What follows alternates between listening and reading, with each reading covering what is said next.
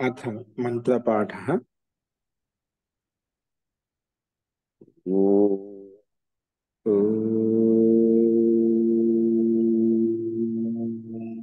सहना भवतु।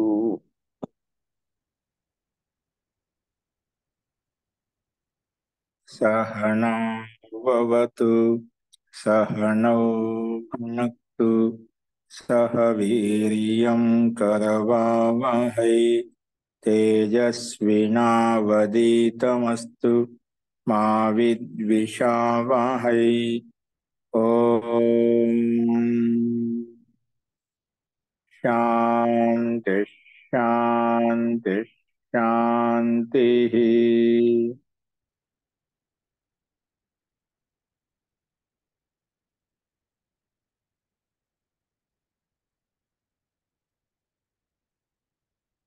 సర్వేభ్యో నమః. అందరికీ నమస్కారములు.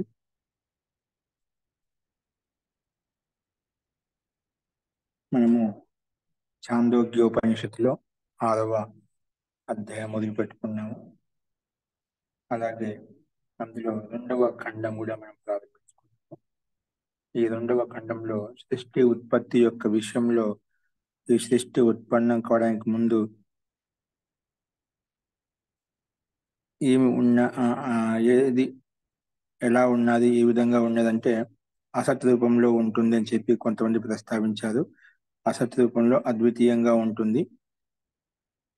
ఒకవేళ అసత్ రూపంలో అద్వితీయంగా అదే అసత్ రూపంలో ఉంది అంటేనా దీన్ని బట్టి ఏమర్థం చేసుకుని అసత్ చేతి సత్తు ఉత్పన్నమైంది అలాంటి సందర్భం వస్తుంది. కానీ అసత్ చేత సత్ ఎలా ఉత్పన్నమవుతుంది అని ప్రశ్న సంభవిస్తుంది.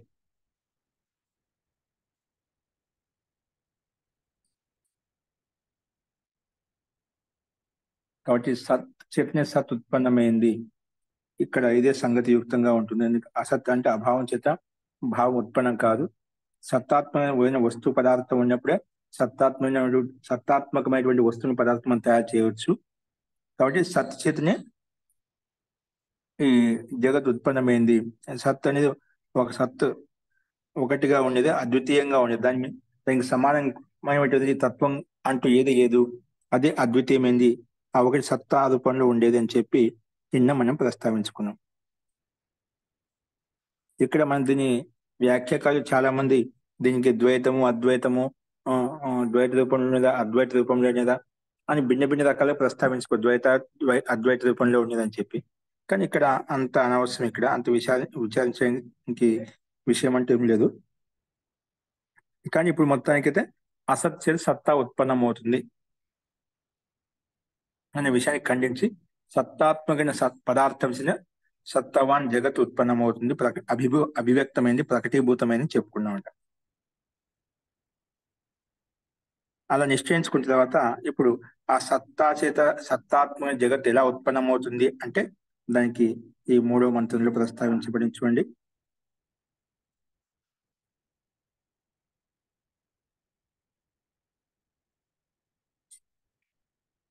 మంత్రం వచ్చేసి 3వ మంత్రం గమనించండి. తాసాం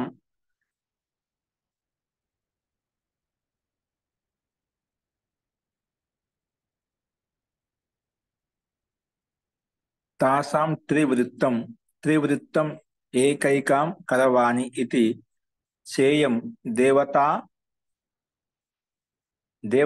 ఇమాః తిస్రో దేవతాః అనేన ఏవ జీవేన ఆత్మన అనుప్రవిశ్య నామరూపే వ్యాకరోత్. అంటే ఇక్కడ తద్ ఐక్షత్ అంటే ఆ సత్తాత్మకమైన పదార్థం సత్తావాన్ జగత్ ఉత్పన్నమని చెప్పేదా ఆ సత్తారూప శక్తి సత్రూప చేతన శక్తినే మనసులో విచారించిందన్నమాట. అంటే ఏ రకంగా చేయాలి అంటే ఏ రకంగానే ఒక మనసులో తపస్య ద్వారా చింతన ద్వారా వివేకం ద్వారా ఆ చేతన శక్తి సత్వరూప శక్తి నేను ఒకదాన్ని అనేక రూపాలుగా పలు విధాలుగా విభజింపబడాలి, పలు రకాలుగా అవ్వాలి అని చెప్పి మనసులో సంకల్పం చేసిందంట, మనసులో విచారించిందంట. ఆ రకంగా ఈక్షణం చేసిందంట, అంటే నిరీక్షించిందన్నమాట. అప్పుడు తద్ ఐక్షత బహుశ్యాం ప్రజాయేయ ఇతి అంటే ప్రజల కొరకు నేను చాలా బహు రకాలుగా పలు విధాలుగా తయారు కావాలి, ఉత్పన్నం కావాలని చెప్పి మనసులో విచారించిందన్నమాట. అప్పుడు తేజ అశ్రిత, ఆ రకంగా ఆ శక్తి ద్వారా ముందుగా తేజ స్వరూపాన్ని ఉత్పన్నం చేసుకున్నామట. అంటే ఆ మనసులో విచారణ ప్రకారంగా ఆ సత్తారూపి శక్తి ద్వారా మొట్టమొదటి తత్వం ఉత్పన్నమైంది, తేజస్సు ఉత్పన్నమైందన్నమాట. తత్ తేజ అశ్రిత, తత్ తేజ ఆశ్రిత. అప్పుడు ఆ శక్తి ద్వారా మనం మొట్టమొదటి తేజస్సును ఉత్పన్నం చేసుకున్నాం, ఆశ్రిత. తత్ తేజ ఐక్షత, మళ్ళీ ఆ తేజస్సును ఉత్పన్నం చేసుకుంటా ఆ తేజస్సు సంకల్పం చేసింది, ఆ తేజస్సు ఆ రకంగా ఇష్టపడింది. ఇష్టపడి నేను కూడా అనేక విధాలుగా ప్రజల కొరకు ఉత్పన్నం కావాలి, అనేక రకాల పలు విధాలుగా నేను కావాలి, నా వంశాన్ని నేను ముందు తీసుకెళ్ళాలి అనే భావనతోటి ఆ తేజస్ శక్తి కూడా ఆ రకంగా విచారించింది.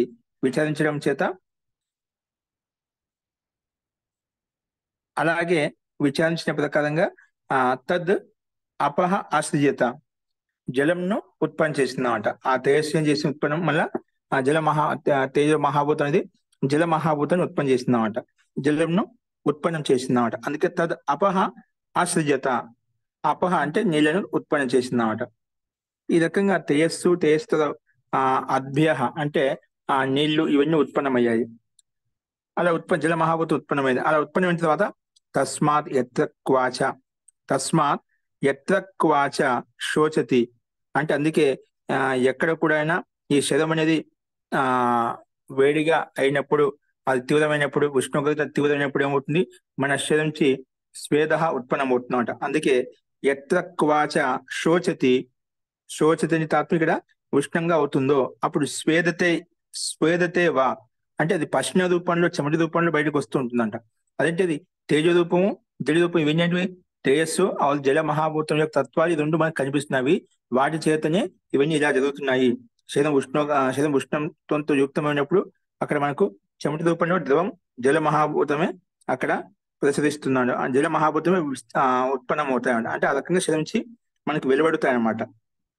అందుకే స్వేదత స్వేదతే వా, అంటే పశ్చిమ రూపంలో అవి బయటకు వస్తుంది, నీళ్ళన్నీ కూడా శరీరం నుంచి బయటకు వస్తూ ఉంటాయి. అందుకే పురుష తేజస ఏవ తద్ ఆపహ అధిజాయంతే. అందుకే ఇక దీన్ని బట్టి ఏమర్థమవుతుంది, పురుషుడు ఆ యొక్క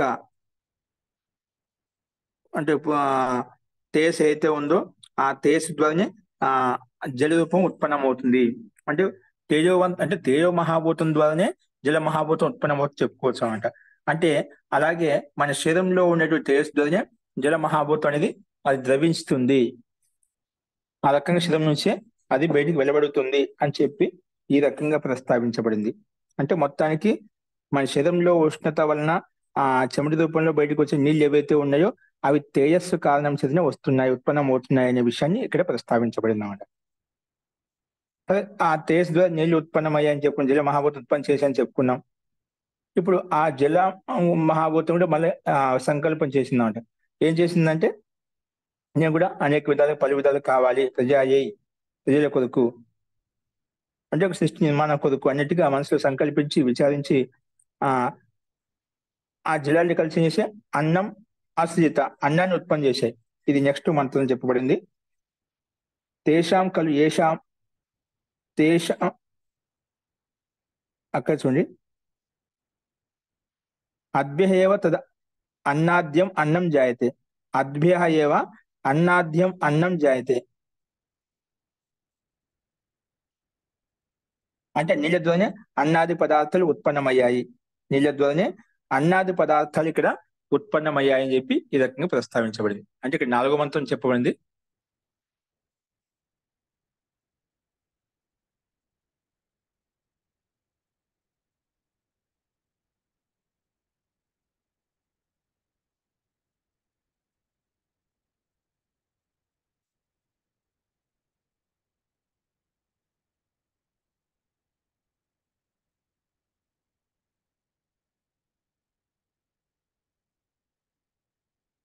అస్తు తాహ ఆపహ ఐక్షంత బహ్వ్యః శ్యామ, నేను చాలా ప్రజావాళ కావాలి అని చెప్పి సంకల్పించినప్పుడు ప్రజా ఏ మహి ఇది తాహ అన్నం అసృజంత అన్నాన్ని ఉత్పత్తి చేశాయి.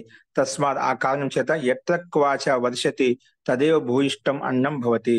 అందుకే ఎక్కడ ఎక్కడైనా వర్షం పడినప్పుడు ప్రభూతమైనటువంటి అత్యధికంగా అన్నం ఉత్పన్నమవుతుంది. అందుకే భూయిష్టం అన్నం భవతి. అద్భ్య ఏవ అవి నీళ్ళ ద్వారా ఆ అన్నం అది పదార్థాలు ఉత్పన్నమవుతున్నాయి. తద్ తద్ అన్నాద్యం జాయ తద్ అన్నా తద్ అన్నాద్యం జాయతే అని చెప్పి ఇక్కడ చెప్పున్నాం. అన్నాద్యం అది జాయతే, తద్ అన్నాద్యం అది జాయతే అంటే విశేషంగా ఉత్పన్నమవుతున్నాయి. కాబట్టి ఒకదాని తర్వాత ఒకటి ముందు తేజస్సును మనం చెప్పిన ప్రకారంగా ముందుగా ఆ సత్తా ద్వారా సత్తాత్మ శక్తి ద్వారా మనకు ఈ సృష్టి బ్రహ్మోత్పన్నం అని చెప్పాం కదా.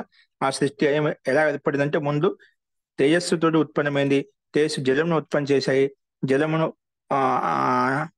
జలంలో అన్నాన్ని ఉత్పన్నం చేశాయన్నమాట. ఈ రకం క్రమంగా అంటే అన్నం ఉత్పన్నం కావడానికి ముఖ్య కారణం జల మహాభూతం. జల కారణం చదివిన ఈ అన్నాది పదార్థాలు మనకు పుష్కలంగా ఉత్పన్నమవుతున్నాయి, అత్యధిక మాత్రలో ఉత్పన్నమవుతున్నాయనే విషయాన్ని ఈ 4 ఖండాలు మనం ప్రస్తావించుకున్నామంట.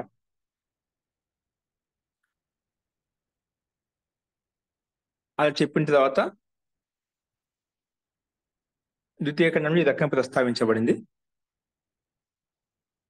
తర్వాత 3వ ఖండంలో ఏం చెప్పడంటే తేషాం ఖలు ఏషాం భూతానాం త్రీని ఏవ బీజాని భవంతి అండజం జీవజం అద్బిజం ఇది. సరే, ఇక్కడ మనకు తేజస్సు జలము అన్నము 3 పదార్థాలు ఉత్పన్నమయ్యాయి.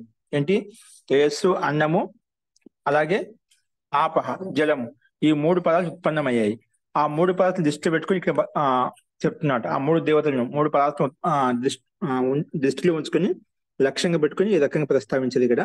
తేషాం ఖలు ఏషాం భూతానాం త్రీణ్యేవ బీజాని భవంతి. వీటి ద్వారా 3 బీజాలు ఉత్పన్నమవుతాయి. ఏంటి ఆ 3 బీజాలు అంటే అండజం అంటే అండ ద్వారా ఉత్పన్నమైనటువంటి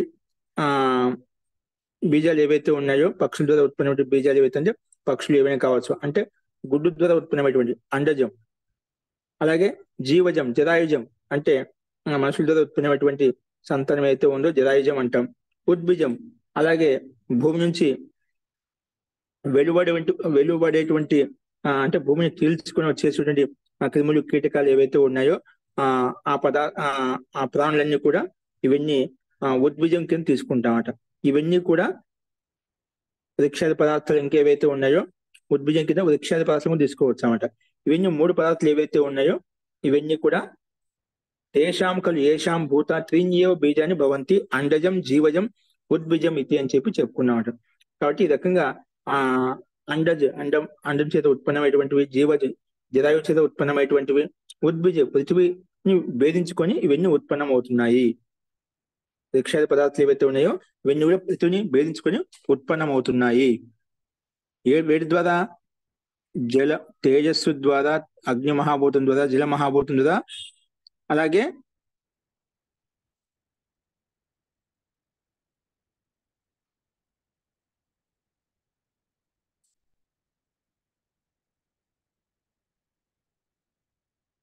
ఈ రకంగా మనం ప్రస్తావించుకున్నాం అనమాట.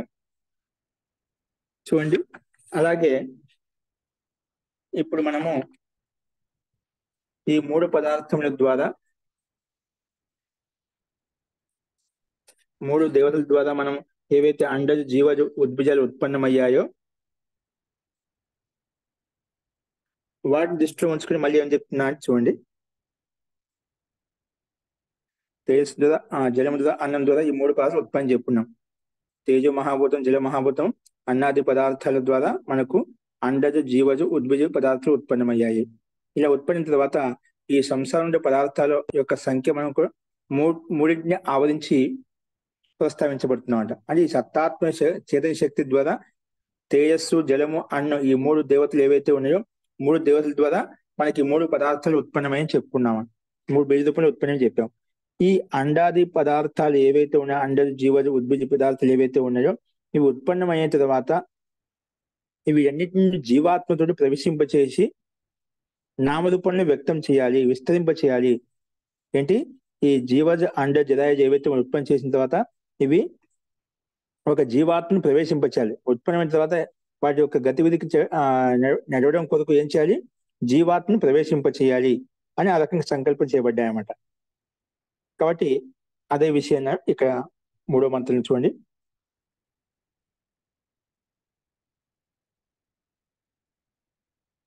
స ఇయం దేవత, స ఇయం దేవత, సత్రూప దేవత చైతన్య శక్తి ఏమవుతుంది? ఆ నిమిత్తం చేత ఐక్షిత ఆ ఆ దేవత రూప శక్తి ద్వారా విచారించబడింది. ఏం విచారించబడింది అంటే హంత అహం ఇమాహ తిస్ర, తిస్ర అంటే తేజస్సు, జలము, అన్నం, ఈ మూడు పదార్థాల ద్వారా. పృథివీ దేవత అంటే దివ్య పదార్థాలను ఉత్పన్నం చేసేటువంటి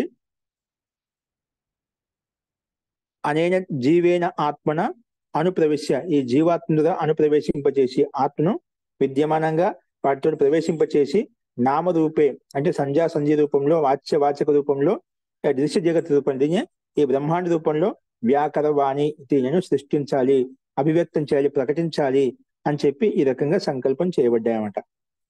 కాబట్టి ఈ శక్తి ద్వారా మళ్ళీ ఈ చైతన్య శక్తి ద్వారా ఏం చేయబడ్డాయి? వీటన్నిటిలో ప్రవేశించి సంధ్యా సంజీ రూపంలో ఒక రకంగా ఈ బ్రహ్మాండ రూపంలో అభివ్యక్తం కావాలి అని చెప్పి ఈ రకంగా సంకల్పం చేయబడ్డాయి. అలా చేసిన తర్వాత తాసాం త్రివృత్తం, త్రివృత్తం ఏకైకాం కరవాణి ఇది సేయం దేవత ఇమాహ తిస్రో దేవతాః అనేనైవ జీవేన ఆత్మన అనుప్రవిశ్య నామరూపే వ్యాకరోత్, నామరూపే వ్యాకరోత్. అక్కడ చెప్పిన ప్రకారం 3 దేవుల ద్వారా ఆ 3 సంఖ్యతో యుక్తమై ఉన్నటువంటి త్రివృత్తం అంటే ఏకైకం అంటే ఒక్కొక్క దాన్ని పదార్థం చేత భిన్న భిన్న రూపంగా అభివ్యక్తం చేయాలి. ఒక్కొక్క పదార్థం ఒక రకమైన తత్వాన్ని అభివ్యక్తం చేయాలి. స ఇయం దేవత ఇమాహ తిస్ర దేవతాః, ఇమాహ తిస్ర దేవత అంటే ఇక్కడ 3 దేవతలు ఏంటంటే తేజస్సు, జలము, అన్నాది పదార్థాలు ఏవైతే ఉన్నాయో దేవత రూపాలు తీసుకున్నాడు. ఈ 3 పదార్థాలు ఏవైతే ఉన్నాయో అనేన ఏవ జీవేన ఆత్మన అనుప్రవిశ్య, ఇక్కడ ఈ జీవాత్మ ద్వారానే ప్రవేశింపజేసి అంటే ఆత్మను ప్రవేశింపజేసి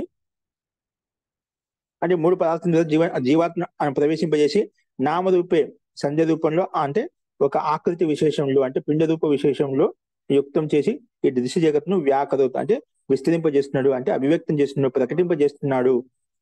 ఎవరు ఆ శక్తి అంటే ఆ మూలతత్వంలో ఆ పరమాత్మ ఉంటాడు అన్నమాట. కానీ దాన్ని నిమిత్తం చేసుకొని ఆ మూల శక్తి ద్వారా, సత్వరూప శక్తి ద్వారా మనము ఈ సృష్టి దగ్గర నిర్మించుకున్నాము. క్రమంగా ఈ పద్ధతులు ఈ ప్రకారంగా నిర్మించబడింది ఈ సృష్టి ప్రక్రియ అని చెప్పి ఈ రకంగా అభివ్యక్తం చేయబడింది. ఇక్కడ వ్యాఖ్యానించబడింది దృశ్య జగత్ రూపంలో, బ్రహ్మాండ రూపంలో వ్యక్తం చేయబడింది అన్నమాట.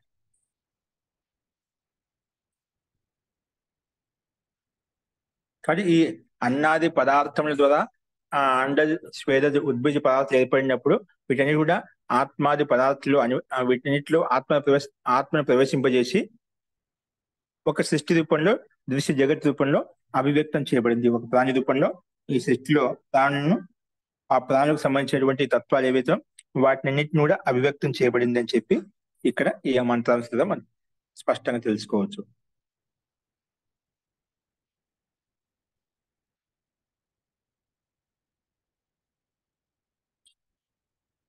అందుకే ఇక్కడ ఒక్కొక్క దేవత గురించి ఒక్కొక్క రకమైన ప్రత్యేకమైన విదిత్తాన్ని ఇక్కడ తెలియచేయబడింది. ఇలా చెప్పిన తర్వాత 4వ ఖండంలో మళ్ళీ ఏమంటున్నా అంటే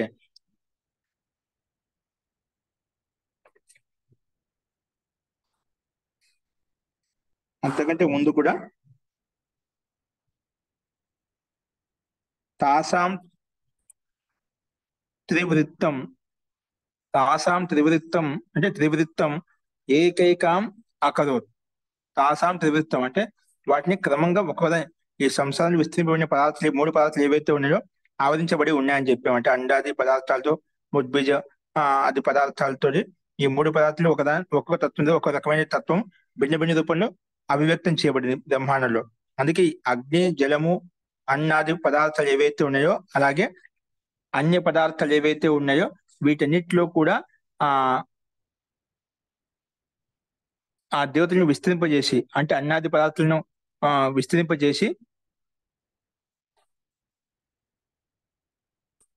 ఆ సృష్టి రూపంలో, జగత్ రూపంలో అభివ్యక్తం చేయబడింది అన్నమాట. ఆ విషయాన్ని 4వ అంశంలో అదే విధంగా చెప్పబడింది అన్నమాట. నామరూపే వ్యాకరోత్ అని చెప్పాం.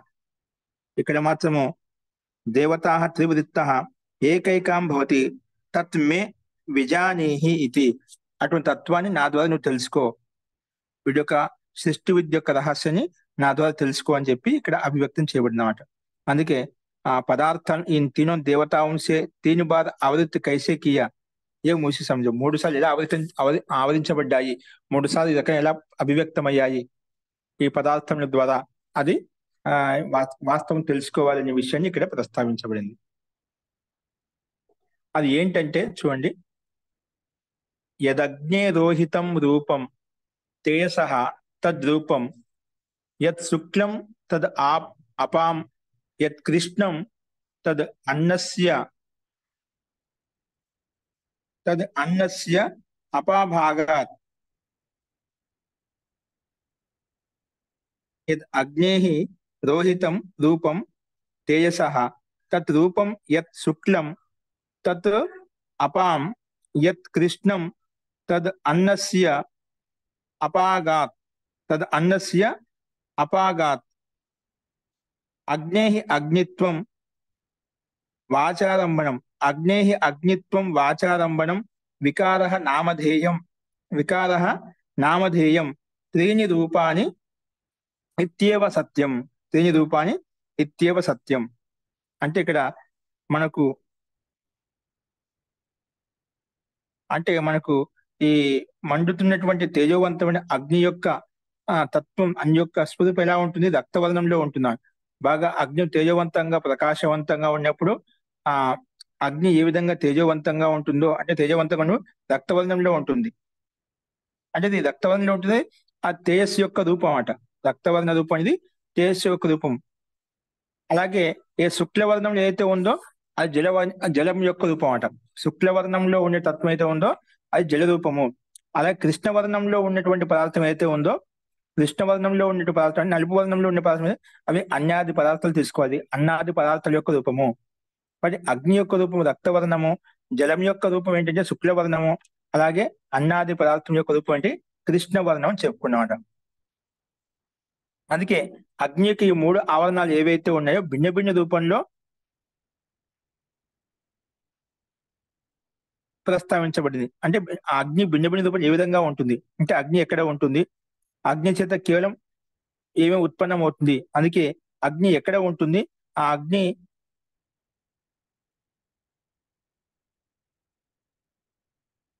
చేత ఏ తత్వాలు ఉత్పన్నం అవుతాయి, ఏ తత్వాలు అయితే అభివ్యక్తం అవుతాయి, గతిశీలంగా ఉంటాయో అవి అగ్ని చేత కేవలం వాణి మాత్రం కాకుండా తేజస్సు, జలం, అన్నం ఆది వికార పదార్థాలు కూడా వీటి ద్వారా ఉత్పన్నం అవుతాయని చెప్పారు. इस सामने जलती हुई अग्नि का जो रक्त वर्ण है वह तेज का रूप है, जो शुक्ल वर्ण है वह जल का रूप है, जो कृष्ण वर्ण है वह अन्न का रूप है. अग्नि के इन तीनों आवरणों को अलग अलग कर दिया जाए.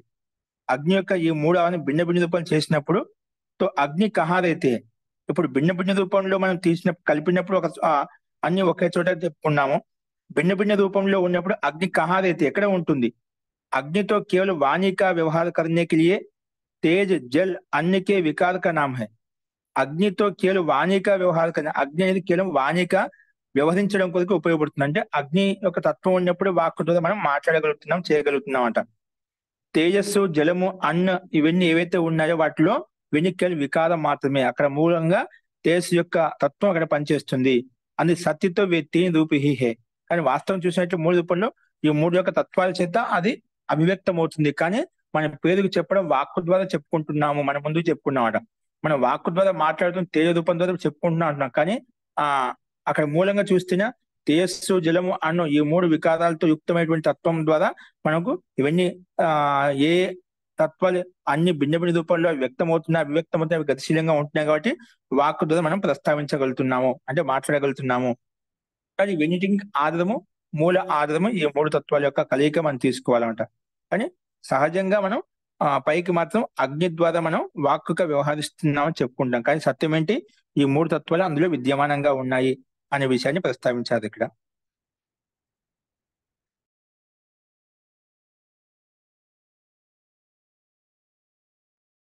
యద్ ఆదిత్యస్య రోహితం రూపం తేజసః తద్ రూపం యత్ శుక్లం తద్ అపాం యత్ కృష్ణం తద్ అన్నస్య అపాగాత్ ఆదిత్యాత్ ఆదిత్యత్వం వాచారంభణం వికారో నామధేయం త్రీని రూపాణి ఇత్యేవ సత్యం. త్రీని రూపాణి ఇత్యేవ సత్యం. ఇక్కడ మళ్ళీ అక్కడ పైన అగ్నిక జో రోహిత రూపం ఇవన్నీ మనం చెప్పుకున్న తర్వాత ఇక్కడ అగ్ని కాకుండా ఆదిత్యక జో రోహిత రూపం అంటే ఆదిత్యం యొక్క రోహిత రూపం ఏదైతే ఉందో బహు తేజికా హి రూప హై తేజో తేజ మహాభూతం యొక్క రూపం అంట. జో శుక్ల రూప హే ఏది శుక్ల రూపం ఉందో అది జలకా రూపం అని చెప్పుకున్నాం. అలాగే కృష్ణ రూపం ఏదైతే ఉందో అది అన్నకా రూపం అని చెప్పుకున్నాం. ఈ రకంగా ఆదిత్యుని చేత అంటే సూర్యుని చేత ఆదిత్యత్వం నివృత్తం అయిపోతుంది. ఎందుకంటే వికారం వాణి ద్వారా అవలంబించినప్పటికీ కూడా కానీ ఇక్కడ మూడు తత్వాలు అన్ని విద్యమానంగా ఉంటాయి. మూడు తత్వాలు యథార్థంగా ఉంటాయి అని చెప్పి ఇక్కడ కూడా మనం స్థూలంగా ఆదిత్యం ద్వారా అని చెప్పుకుంటున్నాం. కానీ ఇవన్నీ ఒక్కొక్క తత్వం భిన్న భిన్న తత్వం ద్వారా ఇవన్నీ ఉత్పన్నం అవుతున్నాయి. జలము కృష్ణము జలము అన్నాది పదార్థాలు ఇవన్నీ రూపాలు ఏవైతే చెప్పుకున్నామో ఇవన్నీ కూడా ఏ తత్వం అయితే ఒక్కొక్క తత్వంలో చెప్పుకుంటున్నామో అవన్నీ కూడా మూడు తత్వాల కలయిక చేత ఉత్పన్నం అవుతున్నాయి. మూడు తత్వాల కలయిక ద్వారా అభివ్యక్తం అవుతున్నాయి. కానీ స్థూలంగా మనం దాని యొక్క వికారం మాత్రం చెప్పుకుంటున్నాము. అందుకే క్యూంకి వికార వాణి పర్ అవలంబిత్ నామ మాత్ర హే కేవల్ తీన్ రూపు హే ఇతనా హి సత్య. కానీ అక్కడ మూడు రూపాయలు విద్యమానంగా ఉంటాయి. అది మాత్రం మనం తెలుసుకోవాలి.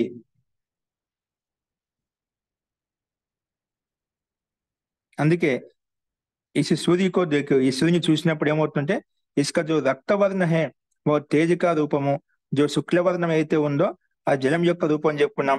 జో కృష్ణవర్ణం ఏదైతే ఉందో అది అన్నం యొక్క రూపం చెప్పుకున్నాం.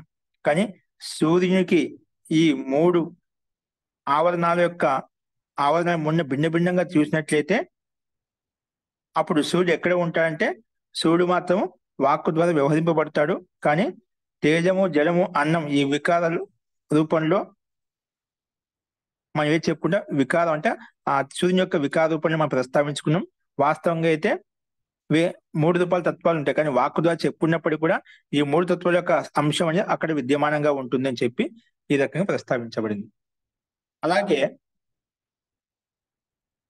యత్ చంద్రమసో రోహితం రూపం తేజసః తత్ రూపం యత్ శుక్లం తద్ అపాం యత్ కృష్ణం తద్ అన్నస్య అపాగాత్ చంద్రాత్ చంద్రత్వం వాచారంభణం వికారో నామధేయం త్రీని రూపాని ఇత్యేవ సత్యం.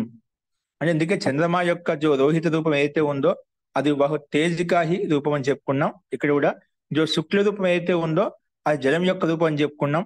అలాగే కృష్ణం యొక్క రూపం అన్నం యొక్క రూపం అని చెప్పుకున్నాము. అంటే కృష్ణ రూపంలో ఉండేది అంటే నలుపు రూపంలో అన్నం యొక్క రూపం అన్నమాట. ఇదే రకంగా చంద్రమలో ఉండే చంద్రత్వము నివృత్తం అవుతుందన్నమాట. ఎందుకంటే వికారం వాణి పర్ అవలంబిత్ నా మాత్రం వికారం ఇది వాక్కు ద్వారా అవలంబించబడినటువంటి నా మాత్రం కేవలం నిమిత్తం మాత్రమే. కానీ కేవలం తీని రూప హే ఇట్నే సత్యం. ఇక్కడ మూడు రూపాయలు విద్యమానంగా ఉంటాయి. కానీ కేవలం మనం ఇవన్నీ రూపాయలు భిన్న భిన్నంగా చెప్పుకున్నాము. చంద్రమాలో చంద్రత్వం నివృత్తం అయిపోయింది అంటున్నాము. కానీ అక్కడ చంద్రత్వం నివృత్తం కాదు. ఈ మూడు రకాల వర్ణాలు వాక్కు ద్వారా అవలంబించబడ్డాయి. ఈ మూడు రూపాయలు మనం తీసుకోవాలనేది ఇక్కడ చంద్రుని విషయంలో కూడా ప్రస్తావించబడింది. చంద్రమా క్యా హై చంద్రిక రస్ చంద్రుని యొక్క రక్తవర్ణము అది తేజస్ నుండి ఉత్పన్నమైంది. శుక్లవర్ణం అనేది జలం నుండి ఉత్పన్నమైంది. అలాగే కృష్ణవర్ణం అనేది అన్నాది పదార్థం నుండి ఉత్పన్నమైంది. ఈ మూడు ఆవరణాలను అలగ్ కర్ దియా జాయే. మూడు ఆవరణ భిన్న భిన్నంగా తీసుకున్నట్లయితే చంద్రమా అనేది ఎక్కడ ఉంటుంది? చంద్రమాతో కేవలం వాణి కా వ్యవహార కర్నే కే లియే తేజ్ జల్ అన్ని కే వికార కా నామ్ హై. ఈ చంద్రమా అనేది కేవలము వాక్కును అవ్యక్తం చేయడం కొరకు తేజస్సు జలము అగ్ని ఈ మూడు రూపాయల వికారం యొక్క నామము. అది ఈ మూడింటి యొక్క సహాయం చేత మనం అభివ్యక్తం చేస్తున్నాము అని చెప్పి ఇక్కడ కూడా ఇదే విధంగా ప్రస్తావించబడింది పైన చెప్పిన విధంగానే. నెక్స్ట్ అంశంలో ఏం చెప్తున్నా అంటే యత్ విద్యుతో రోహితం రూపం తేజసః యత్ విద్యుతో రోహితం రూపం తేజసః యత్ విద్యుతో రోహితం రూపం తేజసః తద్ రూపం యత్ శుక్లం తద్ అపాం యత్ కృష్ణం తద్ అన్నస్య అపాగాత్ విద్యుతో విద్యుత్వం వాచారంభణం వికారో నామధేయం త్రీణి రూపాని ఇత్యేవ సత్యం. త్రీణి రూపాని ఇత్యేవ సత్యం. అందుకే ఇక్కడ యద్ విద్యుత రోహితం రూపం అంటే బిజులు యొక్క ఎరుపు వర్ణం అయితే ఉందో తేజసః తద్ రూపం అది తేజో యొక్క రూపం అని చెప్పుకున్నాము. యత్ శుక్లం తద్ అపాం శుక్ల రూపం అయితే ఉందో ఇది నీళ్ళ యొక్క రూపం అని చెప్పుకున్నాం, జలం యొక్క రూపం అని చెప్పుకున్నాం. అలాగే యత్ కృష్ణం జో నలుపు వర్ణం అవుతుందో అన్నస్య తద్ అన్నస్య రూపం అని చెప్పుకున్నాం. అందుకే తద్ అన్నస్య అపాగాత్ ఇవన్నీ కూడా దూరం అవుతాయి. కానీ విద్యుత విద్యుత్వం వాచారంభణం సత్యం. కాబట్టి విద్యుత్ వాక్ ద్వారా అభివ్యక్తం చేసేటువంటి తత్వము. కానీ ఇక్కడ 3 రూపాలు ఉంటాయి అనేది పైన చెప్పిన విధంగానే ఇక్కడ ప్రస్తావించబడింది అన్నమాట.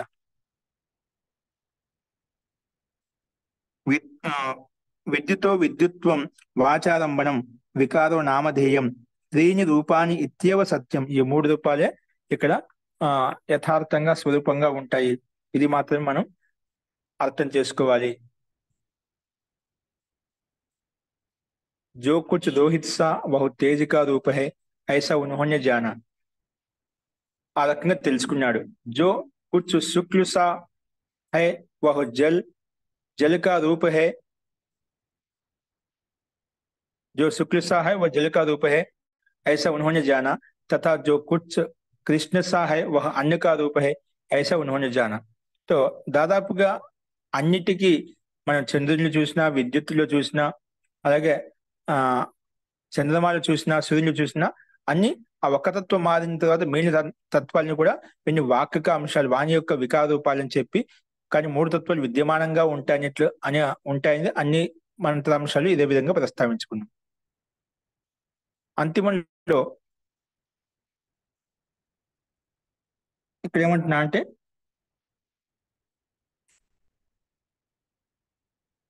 ఏతద్ వై తద్ విద్వాంసః ఆహుః స్మ పూర్వే మహాశాలాః మహాశ్రోత్రియాః నః అద్య కశ్చన అశ్రుతం అమతం అవిజ్ఞాతం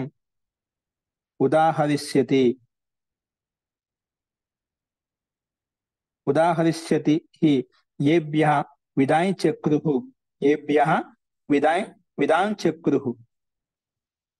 ఏతద్ స్మ వై తద్ విద్వాంసం ఆహుః పూర్వే మహాశాలాః మహాశ్రోత్రియాః న అద్య కశ్చన అశ్రుతం అమతం అవిజ్ఞాతం ఉదాహరిష్యతి ఇతి ఏభ్యో విదాంచక్రుః అంటే ఈ రహస్యాన్ని తెలుసుకుంటూ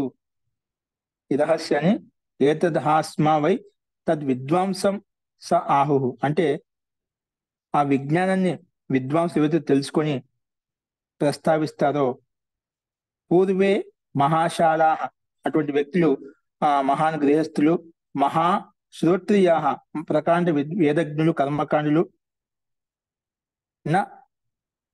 నః అద్య కశ్చన అశ్రుతం అమతం అవిజ్ఞాతం. ఈ రకంగా మనం ప్రాచీన కాలంలో ఏ రకంగా ఇవన్నీ మనం అవిజ్ఞాతం అమతం అశ్రుతం కూడా మనం జాతం श्रुतम मतंगा मारुతుందో అలాగా ఇక్కడ కూడా ఈ रहस्याన్ని जानते हुए जो प्राचीन काल के महाशाल महाश्रोत्री कहा करते थे आज से कोई मत कहना कि हमारे लिए संसार में कुछ भी अश्रुत अविज्ञात संसार के सभी पदार्थ इन तीनों के मिलने से ही तो बने हैं। इन तीनों को जान लिया तो सब जान लिया।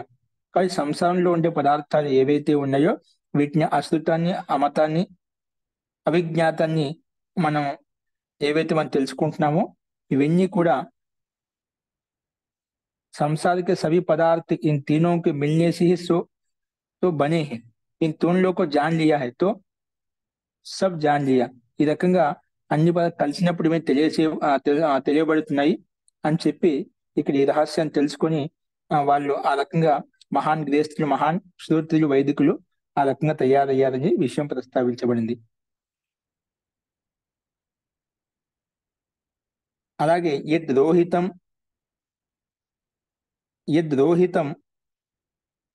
యద్ ఉ రోహితం అభూత్ ఇది తేజసః తద్ రూపం ఇది తద్ విదాం చక్రుః యద్ ఉ శుక్లం ఇవ అభూత్ ఇది అపాం రూపం ఇది తద్ విజాం చక్రుః యద్ ఉ కృష్ణం ఇవ అభూత్ ఇది అన్యస్య రూపం ఇది తద్ విదాం చక్రుః అన్యస్య రూపం ఇది విదాం చక్రుః యద్ రోహితం ఇవ అభూత్ ఇది తేజసః తద్ రూపమితి తద్ విదాం చక్రుః యద్ యద్ ఉ శుక్లం ఇవ అభూత్ అపాం రూపమితి తద్ విద్వాంసః చక్రుః యద్ ఉ కృష్ణం ఇవ అభూత్ అన్నస్య రూపమితి తద్ విదాం చక్రుః. పైన చెప్పిన విధంగా రక్తవర్ణం యొక్క కనిపించేటువంటి ఏదైతే ఉందో, రక్తవర్ణంలా కనిపిస్తే అయితే ఉందో అది తేజోవంతం యొక్క రూపము. శుక్ల రూపంలో శుక్లంగా ఏదైతే కనిపిస్తుందో అది జలం యొక్క రూపము. కృష్ణ రూపంలో ఏదైతే కనిపిస్తుందో అది అన్నం యొక్క రూపము అని చెప్పి ఇవన్నీ మనం ఆ రకంగా తెలుసుకోవాలి అనే విషయాన్ని ఇక్కడ కూడా చెప్పుకున్నాం. సామాన్యంగానే శబ్దజాలం ఇక్కడ ఇవ్వబడింది. అలాగే యద్ విజ్ఞాతం యద్ ఉ అవిజ్ఞాతం ఇవ అభూత్ ఇది ఏతసాం దేవతానాం ఏవ సమాసః ఇది తద్ విదాం చక్రుః యథా ను ఖలు సౌమ్య ఇమాః తిస్రః దేవతాః పురుషం ప్రాప్య పురుషుని పొంది తివృత్ ఏకైకాం భవతి మే విజానీహి ఇది. అందుకే ఇక్కడ ఏమంటున్నా అంటే మనకు యద్ అవిజ్ఞాతం ఇవ అభూత్ ఏతసాం ఏవ దేవతానాం సమాసః ఇది తద్ విదాం చక్రుః యథా న ఖలు సౌమ్య ఇమాః తిస్రో దేవతాః పురుషం ప్రాప్య త్రివృత్ ఏకైకాం భవతి తత్ మే విజానీహి ఇది. అంటే ఇక్కడ అవిజ్ఞాతంలా కనిపించేటువంటి ఈ మూడు మనం కలిపినప్పుడు అవిద్యా రూపంలో ఉన్నట్టు మూడు దేవతలను మనం అన్నము, జలము, అన్నాది పదార్థాలు చెప్పుకున్నారా, ఈ కలిపినప్పుడు ఏం ఉత్పన్నం అవుతానే అది మనం తెలుసుకోవాలి. అందుకే అవిద్యాత్ సా ప్రతీత్ హువా వహు తేన్ దేవతాओं का ही समास है. समास సమూహం అనమాట. ये उन्होंने जान लिया, ఆ విషయం మనం తెలుసుకున్నామన్నమాట. हे श्वेतकेतु जैसे मैंने तुझे ब्रह्मांड में बताया, బ్రహ్మాండ విషయంలో నేను చెప్పాను, అలాగే ఇప్పుడు నేను నీకు ఈ విషయాన్ని చెప్తున్నాను. పురుషుని యొక్క శరీరంలో అంటే పిండంలో ఆకారం ఏ రకంగా ఉంటుంది, ఆ పదార్థాలు ఏ ఆవరణంలో ఉంటాయి, అన్న జల్ తేజ పదార్థాలు వాటి యొక్క మేళన ఏ విధంగా ఉంటుంది, ఆ విషయాన్ని మీకు ప్రస్తావిస్తాను. అందుకే హే శ్వేతకేతు జైసే मैंने तुझे ब्रह्मांड में बताया ऐसा अब मैं तुझे यह बताऊंगा, ఈ రకంగా చెప్తాను కి పురుషుని యొక్క శరీరము పిండంలో ఏదంటే పిండంలో ఆకార్ కిస్ ప్రకారం అంటే ఆ పిండంలో ఆకారం ఏ రకంగా ఉంది, ప్రకారం ఏ రకంగా ఉంటుంది. అలాగే ప్రత్యేక పదార్థంలో మూడు ఆవరణాలు అంటే అన్నము, జలము, తేజము యొక్క మేళం ఏ విధంగా ఉంది, అన్నము, జలము యొక్క పదార్థాల యొక్క మేళం ఈ పిండంలో ఏ రకంగా ఉంటుంది, బ్రహ్మాండంలో మనం చూసినాము, పిండంలో కూడా ఏ విధంగా ఉంటుంది, ఆ విషయాన్ని ఎక్కువ ప్రస్తావిస్తాను అని చెప్పి ఈ రకంగా ఈ 7వ అంశంలో ప్రస్తావించారు. అస్తు. అయినప్పటికీ కూడా ఇక్కడ ఏదో మనకు సృష్టి నిర్మాణ ప్రక్రియలు ఇలా ఉత్పన్నం చేస్తారు, ఈ విధంగా చేస్తారని మనకు సంకేతంగానే ఇవ్వబడ్డాయి. ఆ సంకేతాల యొక్క స్వరూపం మనకు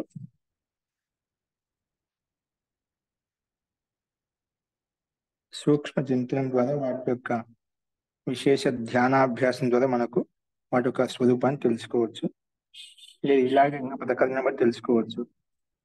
కాబట్టి ఒక్కొక్క ప్రక్రియ అనేది ఇదంతా మూల ఆధారము ఆ పరమాత్మ యొక్క నియంత్రణలో ఉంటూ ఇవన్నీ చేయబడుతున్నాయి. పరమాత్మ శక్తి ద్వారా ఇవన్నీ రచించబడుతున్నాయి అన్నమాట. అది మనం ఇక్కడ ఆ విషయాన్ని తీసుకోవాలి. ఇక్కడ క్రమంగా అగ్ని యొక్క రూపము ఏదైతే ఉందో, జలం యొక్క రూపం ఏదైతే ఉందో, అన్నాది పదార్థం యొక్క రూపం ఏదైతే ఉందో, అలాగే ఆదిత్యం యొక్క రూపం ఏదైతే ఉందో, మిగిలినట్టు కూడా చంద్రమా యొక్క రూపం ఏదైతే ఉందో, విద్యుత్ యొక్క రూపం ఏదైతే ఉందో, ఇలాగ అన్ని కూడా ఈ రకం తత్వాన్ని ఎవరైతే తెలుసుకుంటారో వాళ్ళు మహాన్ గ్రహస్థులు, మహాన్ శ్రోత్రియులు, మహాన్ వైదికులు అవుతారు. కానీ వీటన్నిటిలో ఈ మూడు అంశాలు ముఖ్య రూపంగా పనిచేస్తున్నాయి. అన్ని తత్వాలు ఇక్కడ విద్యమానంగా ఉన్నాయి, ఒక తత్వం కాదు. ఈ మూడు తత్వాల యొక్క అంశీభూతం వికారం ఇవన్నీ మనం భిన్న భిన్న నామకరణ రూపంలో మనం ప్రస్తావించుకుంటున్నాము. మనం ప్రారంభం చెప్పిన ఇవన్నీ కూడా మనకు కుండ తయారైందంటే ఆ కుండకు సంబంధించినటువంటి తత్వాన్ని తెలుసుకున్నట్లయితే దాని ద్వారా ఉత్పన్నమైనటువంటి అనేక పదార్థాల యొక్క తత్వాలను కూడా మనం తెలుసుకోవచ్చు. కుండ ద్వారా, కానీ వీటన్నిటి మూలము కుండ అని చెప్పి ఇక్కడ బ్రహ్మాండంలో పిండంలో జరిగేటువంటి గతివిధి ఏవైతే ఉన్నాయో వాటన్నిటికీ ఆధారము అన్నము, జలము, అలాగే అగ్ని, తేజస్సు, ఈ మూడు పదార్థాల కలయిక చేసి ఇవన్నీ ఉత్పన్నమవుతున్నాయి. కానీ మనం ఈ పదార్థముల యొక్క సరి ఉంచితే భిన్న రూపంలో ఒక తత్వం గురించి ప్రస్తావించుకుంటాం. అది కేవలం వాడి యొక్క భ్రమ మాత్రమే. యథార్థంగా చూసినట్లయితే ఈ అగ్ని, జలము అలాగే అన్నాది పదార్థాలు అక్కడ విద్యమానంగా ఉన్నాయి. ప్రత్యేక పదార్థం అక్కడ బ్రహ్మాండంలో పిండంలో ఆ రకం పనిచేస్తున్నాయని చెప్పి, విషయాన్ని గతిశీలంగా ఉంటున్నాయని చెప్పి ఇక్కడ ఈ మంత్రాంశంలో ఈ 4వ ఖండంలో కూడా ఆ విధంగా ప్రస్తావించబడింది. అస్తు. ఈ విషయంలో మీరు ఎవరైనా ఏమైనా చెప్పాలనుకుంటారో చెప్పండి.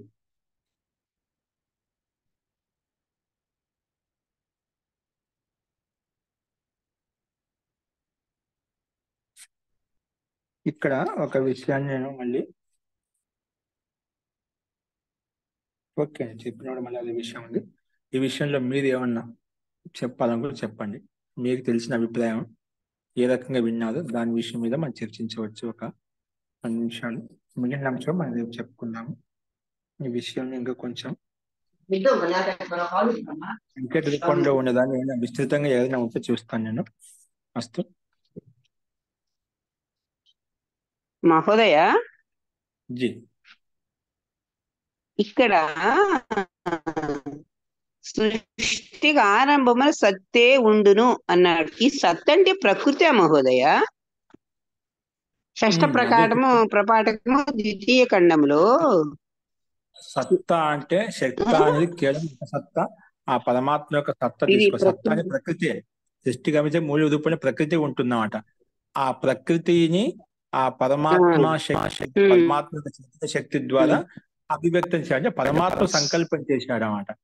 పరమాత్మ నేను అగ్నిని ఉత్పత్తి చేస్తాను, తర్వాత జలం ఉత్పత్తి చేస్తాను, తర్వాత అన్నాది పదార్థం అంటే పృథ్వీతత్వాన్ని ఉత్పత్తి చేస్తాను. అన్నాది పదార్థం అంటే తాత్పర్యం ఏంటి? పృథ్వీని ఉత్పత్తి చేస్తాను. అదొక అగ్ని మహాభూతాన్ని, జల మహాభూతాన్ని, పృథ్వీ మహాభూతాన్ని ఉత్పత్తి చేశామట. 3 తత్వాల ద్వారా మిగతా గతివిధి నడుస్తుంది. పిండంలోనే బ్రహ్మాండంలోనే. కానీ అక్కడ మూలతత్వం అంటే ప్రకృతి యొక్క తత్వాన్ని తీసుకుని పరమాత్మని అభివ్యక్తం చేశాడు. జడ వస్తువుకు దాంట్లో చైతన్యం లేదు. చైతన్యమైన పదార్థం దాని సంకల్పం ద్వారా విచారించి ఆ రకంగా ఒక్కో తత్వం అభివ్యక్తం చేశారు. కానీ ఇక్కడ అగ్ని యొక్క రూపం అయితే ఉందో, చంద్రమ యొక్క రూపం అయితే ఉందో, ఇవన్నీ కూడా ఆ 3 తత్వాల యొక్క రూపాలే. మనం కానీ భిన్న భిన్నంగా ప్రస్తావించుకుంటున్నాము. అన్నము, జలము, అలాగే పృథ్వీ యొక్క తత్వము అనేది అక్కడ అంశీభూతంగా ఉంది. అవి మనం తెలుసుకోవాలి. విజానిహి. అంటే ఇక్కడ ఆ సత్తు అనేక మగుదులని సంకల్పించిన ఆయన ఉంటేను అదే సంకల్పించుకుందా పరమాత్మ సంకల్పం అనేది అక్కడ కొంచెం డౌట్ వచ్చింది మాకు. పరమాత్మ సంకల్పం మనం తెలుసుకోవాలి. ఇక్కడ ప్రారంభంలో ఇక్కడ ఇచ్చారు. ఈ సంసారం ఉత్పత్తి చేసే ప్రారంభించినప్పుడు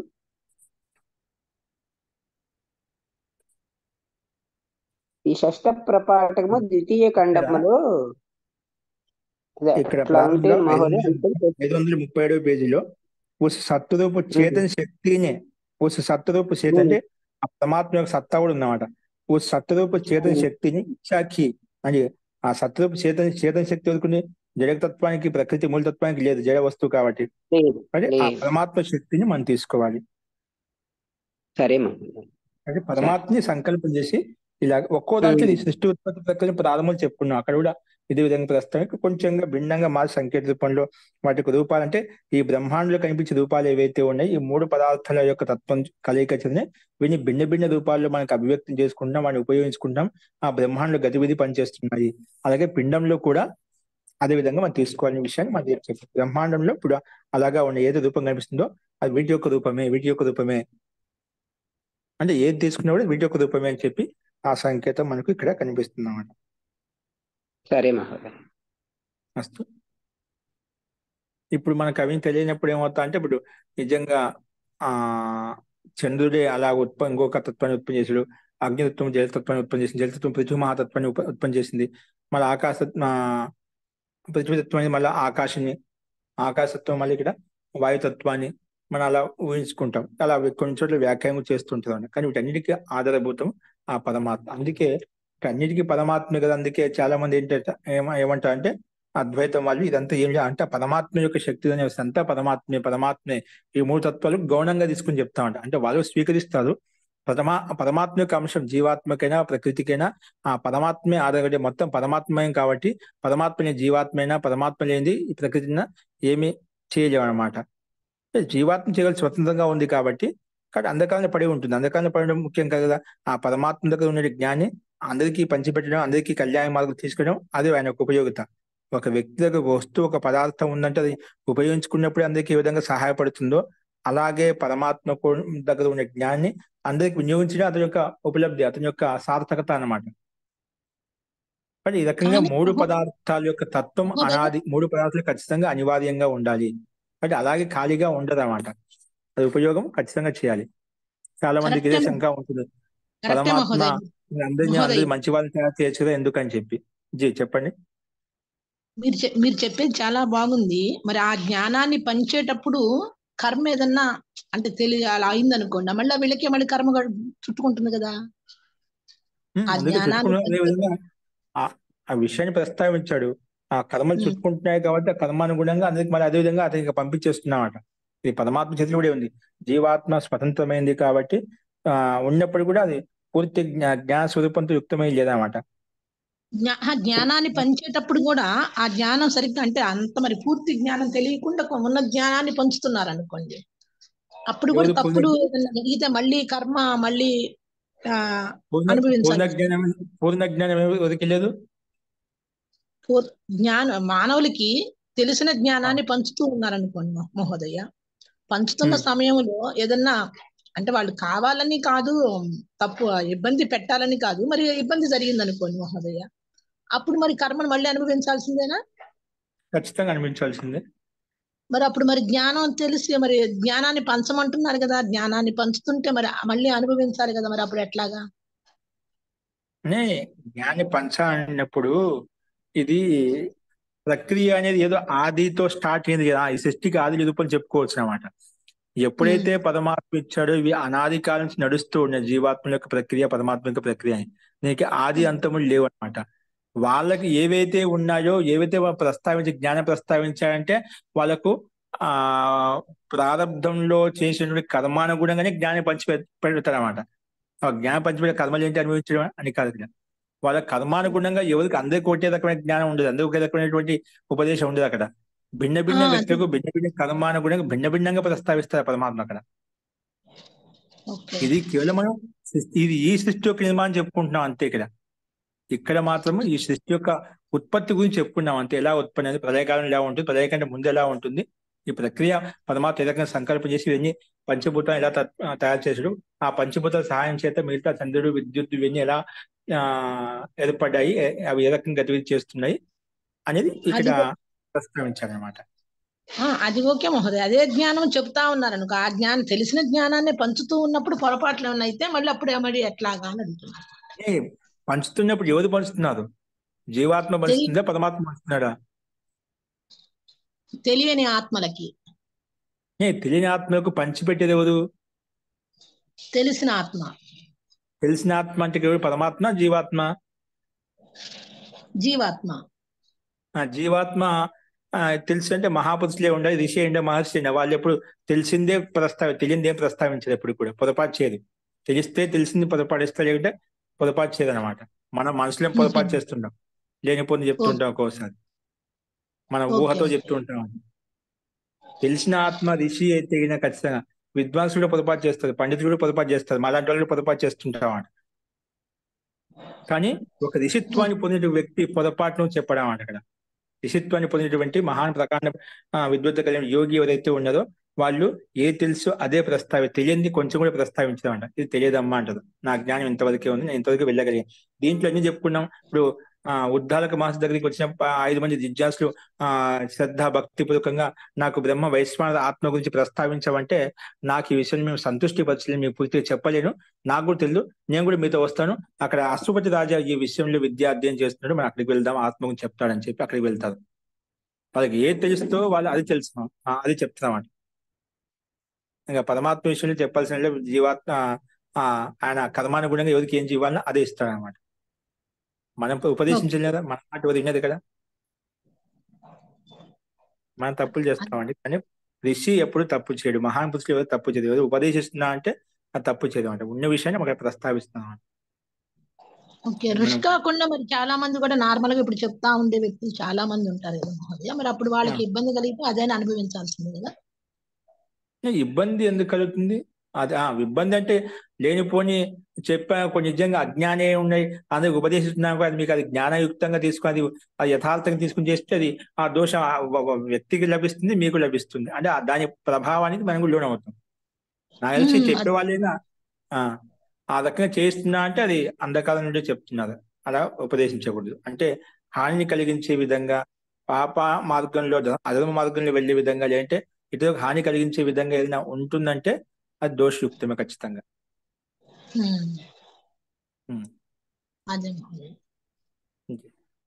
కానీ ఎవరైనా ఉపదేశిస్తున్నారంటే సిద్ధాంత విరుద్ధానికి విరుద్ధంగా ఉండి అది నడుచుకున్నాం అనుకోండి, అది అధర్మ మార్గంతో యుక్తమై ఉంటుంది, అన్యాయంతో యుక్తమై ఉంటుంది, కాబట్టి అది దోష పాపంతో యుక్తమై ఉంటుంది, కాబట్టి అది ఖచ్చితంగా కష్టాన్ని కలిగిస్తుంది అన్నమాట. దోషం అని చెప్పట్లేదు, దోషం ఏమి ఉండదు, కానీ వాళ్ళకున్న జ్ఞానాన్ని పంచుదాం అనుకున్నారు. ఇప్పుడు డాక్టర్స్ ఉన్నారనుకో, వాళ్ళకున్న జ్ఞానాన్ని పంచుదాం అనుకుంటున్నారు అనుకో, దోషం లేకపోయినా ఆ జ్ఞానం పంచినప్పుడు ఆ జ్ఞానం ద్వారా ఇతరులకు ఎటువంటి హాని కలుగుతుంది, ఏదైనా హాని కలుగుతుంది, హాని బట్టి అది దోషయుక్తం అవుతుంది అన్నమాట.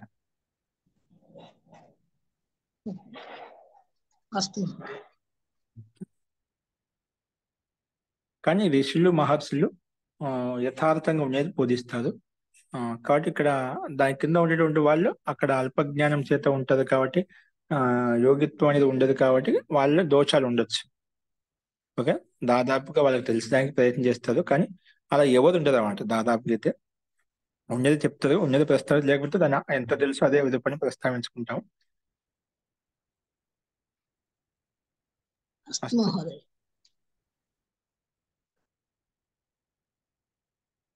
ఓకే అండి, ఈ విషయాన్ని మళ్ళీ ప్రస్తావించుకుందాం. ఈ సృష్టి ఉత్పత్తి యొక్క ప్రక్రియ కూడా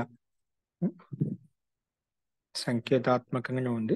అవి ఏ రకంగా ఏ విధంగా అనేది కూడా మనం పూర్తిగా, అందుకే ప్రకృతిలో యోగి ఎవరైతే ఉన్నదో ఆ ప్రకృతిలో యోగిత్వాన్ని పొందాలన్నమాట. మనం అభివ్యక్తం చేసి చెప్పాలంటే ఇక్కడ ఉండేటువంటి ప్రకారం చెప్తాం, కానీ కొంతవరకు మనం వ్యాఖ్యానం చేసుకోవచ్చు. ఇంకా అనుభవం ద్వారా మనం దాని యొక్క స్వాధ్యాయం ద్వారా ఇంకా సూక్ష్మ విషయాలు కొంచెం విడదీసి చెప్పవచ్చు మనం.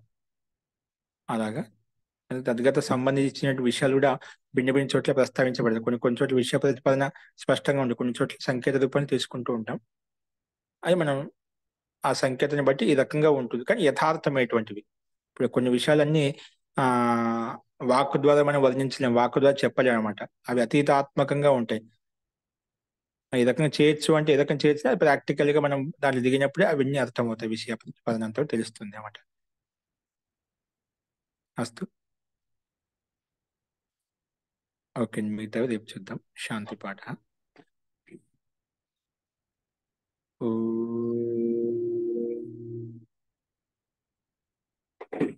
సర్వే భవంతు సుఖినః, సర్వే సంతు నిరామయాః, సర్వే భద్రాణి పశ్యంతు, మా కశ్చిత్ దుఃఖభాగ్ భవేత్.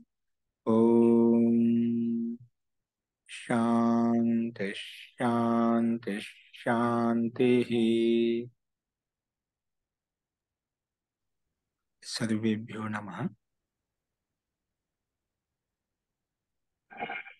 ఓం నమస్తే నమస్తే, మహోదయ. ధన్యవాదాలు.